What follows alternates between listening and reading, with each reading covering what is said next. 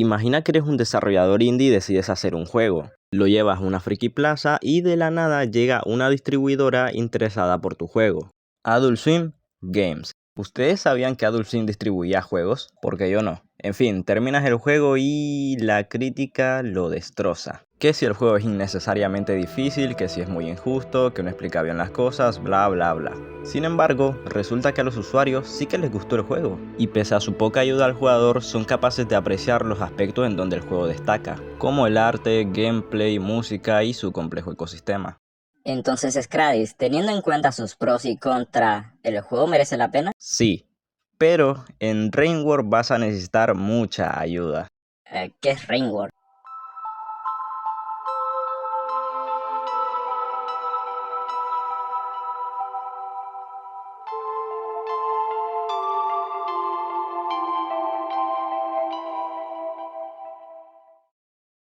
Rainworld, mi amigo, es el juego del que estaba hablando. Recuerdo que la primera vez que jugué a Rainworld pensé que sería más como una experiencia que un juego. Yo veía al personaje principal y decía, nah, esto va a ser el típico juego de animal cute yendo por el mundo. Nunca juzgues un libro por su portada. Creo que Rainworld es el juego más raro y único que he jugado. Mucha gente lo cataloga como un Metroidvania y a ver, supongo que muchas veces regresas a zonas que ya has visitado, pero para nada es un Metroidvania. Rainworld es más un juego de supervivencia con plataformas. Sí, rarísima combinación. Progresar en este juego es muy difícil, y no porque sea un juego Dark Souls-mente difícil, sino porque es complicado saber lo que el jugador debe de hacer exactamente. Vamos, yo mismo he buscado en internet dónde había que ir, y sí, puedes descubrir por ti mismo el funcionamiento del karma, las puertas y los enemigos. Pero cuando llegas a Shoreline y te pierdes en su laberíntico mapa, quizás tu mente piense, ¿estaré yendo bien? Y eso dependiendo del jugador puede o no importarte o sí hacerlo. Precisamente esta reseña me parece un caso muy triste, ya que como él dice, intentó hacer que el juego le gustara, pero claro, como en el juego no hay ayudas. Y es triste porque este usuario podría haber sido yo. El ejemplo que te dije de Shoreline no era un ejemplo, era anécdota. Yo me perdí en Shoreline y si no fuera por esa determinación gamer, pues tal vez hubiera abandonado el juego. Y a ver, yo sé que estás pensando, Scradix, se supone que tú tienes que venderme el juego.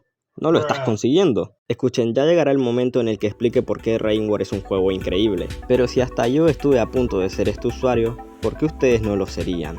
Solo quiero que entiendan que este juego es diferente. No se parecerá en nada a lo que hayas jugado antes. Y si quiero hacer que asciendan en este juego, debía dejar esto bien claro. Ahora, siendo Rainworld un juego tan peculiar, ¿qué es lo que lo hace increíble? Bueno, para empezar, la manera de recorrer el mapa es a través de salas, como en un Metroidvania. Pero a diferencia de un Metroidvania, los enemigos no están lobotomizados en el lugar. En Rainworld los enemigos se mueven libremente, incluso si no estás ahí para verlo. Bueno, con enemigos me refería a todas las criaturas porque también hay seres neutrales y pacíficos. Por ende, tú puedes estar totalmente tranquilo cuando de repente llega un pajarraco a atacarte. Nadie ha programado que ese Vulture aparezca ahí, solo has tenido la buena suerte de que el enemigo tenía ganas de visitarte. Cada criatura en Rainworld funciona con una IA que varía dependiendo de la especie. Por ejemplo, están los lizards verdes que tienden a ser bastante torpes y lentos.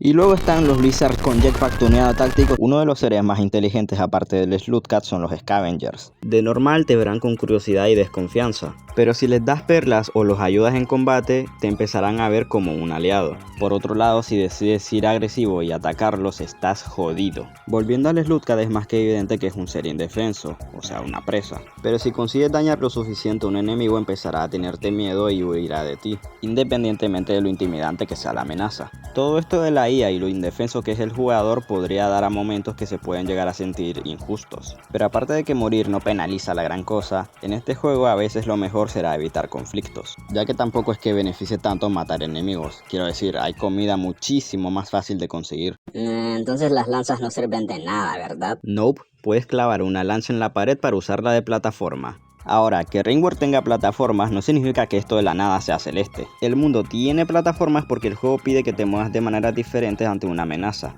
Y podría continuar hablando de cosas que hacen este juego único, como las animaciones procedurales, pero esto al jugador promedio le da igual. Además, aún con todo esto que te he contado, tu experiencia de juego seguirá siendo la misma. Entonces, ¿qué hay que hacer en Rainworld? En palabras simples, ir de punto A a punto B. En palabras no tan simples, El juego nos suelta en un mundo totalmente hostil y lo único que nos enseñan en el tutorial es cómo comer, que puedes dar un salto cargado y a refugiarte de la lluvia, porque esto es el mundo lluvia. Y ya, el juego no te dirá nada más. Eso sí, probablemente explorando te encuentres con una gran puerta que tiene un símbolo raro. Ese símbolo representa el nivel de karma necesario para abrir la puerta. ¿Qué es el karma? Me la agarras con la mano. Pues es que Scrady, si dices todo lo del juego, ¿para qué lo voy a jugar? La verdad que toda la razón. Y a ver gente, un poco de la gracia de este juego es que tú aprendas el funcionamiento del entorno. Por eso no pienso dar muchos detalles de las zonas. Pero en las mecánicas la gracia es... ¿Ah? ¿Cómo funciona esto? Ah, pues así. Ok. Aún así entiendo que haya gente que quiera entrar al juego con cero conocimiento. Si ese es el caso, ahí está la línea del tiempo. Para descansar en un shelter necesitas llenar la barra de comida, al menos esta línea. Una vez hecho esto, aparte de hacer un checkpoint, subirás un nivel de karma. Y deberás ir descansando en el mismo o en otro shelter para llegar al nivel de karma que necesites. Ya sabes, para abrir estas puertas. En la primera zona habrán 2 puertas. En realidad son 3. No se habla de la tercera puerta. Como ya he dicho antes, en Rainbow tienes que ir de punto A a punto B. Específicamente aquí en Unfortunate Development. Oh, perdón, quise decir Unfortunate Development. y a partir de ahí el juego sí te dice cómo continuar. Entonces, sabiendo lo que tienes que hacer y las cosas que hacen al juego increíble, ¿por qué el video aún no acaba? Miren, hasta ahora esto ha sido para animar a la gente a probar el juego.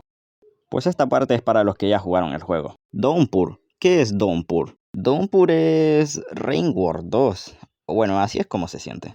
Downpour es un DLC que añade 5 campañas nuevas. Sí, dije campañas. Antes del DLC teníamos 3, aunque funcionaban más como modos de dificultad. Por ejemplo, la campaña del monje, o sea el modo fácil, es la misma que la del Survivor. La única que se sentía fuera de lugar era la del Hunter, que sí es el modo difícil, pero añade cosas que no estaban en las 2 anteriores. Bien, pues en Downpour cada campaña es distinta. Tenemos la campaña del Gorman, donde podemos craftear, la del Artificer, el Slugcat de la miniatura, que tiene doble salto. Luego está la campaña del Spirit Master, el Slugcat mosquito, la del Ribule, del Slugcat acuático, y finalmente la campaña del Saint, del Slugcat spoileable.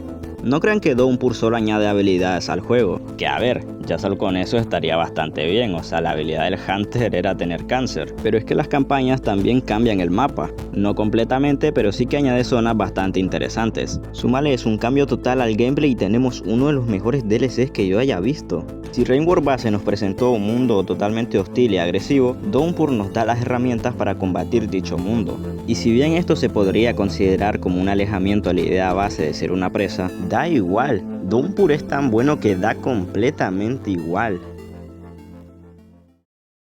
Y ya está, esto es todo lo que quería decir de este juego. ¡Psych! Venga, historia. En Rainbow originalmente sí quería hablar de la historia, pero número 1, los de Videocool anunciaron una nueva campaña, la del The Watcher, y hablar de la historia antes de que salga dejaría este video desactualizado. Número 2, la historia de Rainbow es bastante ambigua. Hay cosas que no se saben si son canon y Videocool tampoco es que dé muchas respuestas. Sin embargo, sí que voy a hablar de la historia cuando salga el The Watcher. A partir de ahora en este canal también subiremos historias de videojuegos. Esto lo hago porque pienso que puede ser un contenido interesante y me ayudará a subir videos más seguido. Al menos un mes menos. Aparte que no tenía mucho sentido hablar de la historia en una reseña. Entonces, ¿te gustan estos cambios? ¿Le darás una oportunidad a Rainbow? Pon en los comentarios que eso ayuda a que el algoritmo... ¿Quién escribió esto en el guión?